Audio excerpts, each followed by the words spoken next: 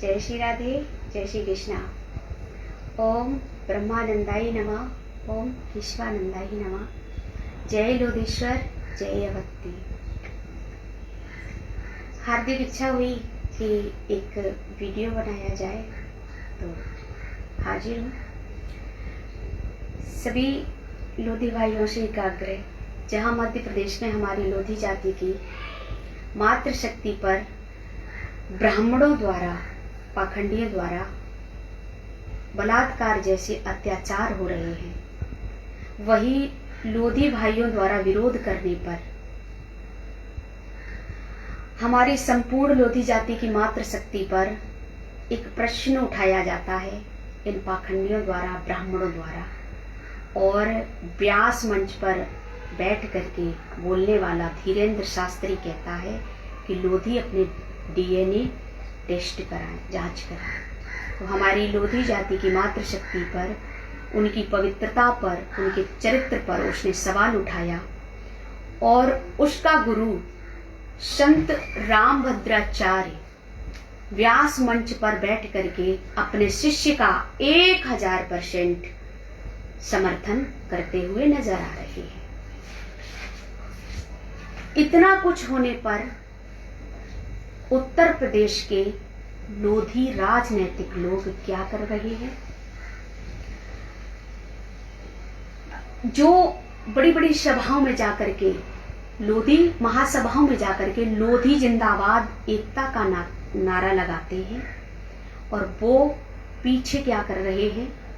रामभद्राचार्य जी की कथा होती है इटावा शहर में, और वहां के राजनैतिक लोग उस पाखंडी ब्राह्मण को अपनी गाड़ी में बिठा करके, घुमा करके अपना सौभाग्य बता रहे हैं।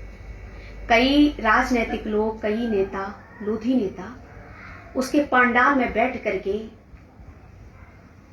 जोर जोर से ताली बजा करके और सेल्फी लेकर के सोशल मीडिया पर पोस्ट कर रहे हैं और अपने आप को सौभाग्यशाली बता रहे हैं। कुछ राजनीतिक लोग उसके तलवे चाटने को अपना सौभाग्य बता रहे हैं। आप शायद नहीं जानते होंगे, क्योंकि आपने इनका वीडियो नहीं सुना होगा। रामभद्राचार्य जी का एक वीडियो आता है और उसमें वो बड़ी बड़ी बात कह रहे हैं। राम, कृष्ण, प्रहलाद, नारद, व्यास आदि ब्राह्मणों का उदाहरण दे रहे हैं। लेकिन रावण, कुंभकर्ण, हिरण्याक्ष, हिरण्यकश्यप, इनकी तो बात वो कर ही नहीं रहे हैं। ये कौन थे? मैं बता दूं महाराज जी, ये भी ब्राह्मण थे। और इन ब्राह्मण पाखंडियों को मारने के लिए, इन दुष्टों को मारने के लिए, इनका वध करने के लिए भगवान को भी छत्री बन करके आना पड़ा। और बाबा जी, मैं आपको बता दूं, मैं बाबा जी आपको क्यों बोल रही हूँ? इसलिए क्योंकि संत के लक्षण तो आप में है नहीं। क्योंकि व्यास मंच पर बैठ करके जो जाति सूचक शब्द का प्रयोग करें और बार बार जो आप लोधी लोधी लोधी कह करके हमको संबोधित कर रहे थे व्यास मंच से, तो वो संत कैसा जिसमें समानता ना हो? तो ये तो वेदों का मत है। वेद बताते हैं कि वो संत नहीं हो सकता जो सब में समभावना ना रखे। आप तो जाति सूचक शब्द का प्रयोग कर रहे हैं। तो उन राक्षसों को मारने के लिए भगवान छत्री बन करके आ रहे हैं, और आप जिनकी गाथाएं गा गा करके हम लोगों को भ्रमित कर रहे हो, पाखंड फैला रहे हो, तो आप भी छत्री का अपमान करके साक्षात भगवान का ही अपमान कर रहे हैं। अब आइए लोधी भाइयों, मैं आपको एक चीज और बता दूं। ये संपूर्ण लोधी जाति का दुर्भाग्य है, और मैं तो दुर्भाग्य ही कहूंगी, क्योंकि जो हमारी जाति पर, हमारी मातृशक्ति पर, उनके चरित्र पर, उनकी पवित्रता पर सवाल उठाए और ये लोग उनका सपोर्ट करें, तो ये दुर्भाग्य ही है। सबसे एक आग्रह है, एक विनती है, इन पाखंडियों से अपने समाज को मुक्त कराइए। क्योंकि ये जब जब आते हैं बड़े बड़े आयोजन करा के, मोटी मोटी रकम ले जा करके हमको दरिद्र बना करके, हम पर ही राज्य करने वाले और हमारे बीच अंधविश्वास पैदा करके हमारे सामाजिक पाखंड फैला रहे हैं।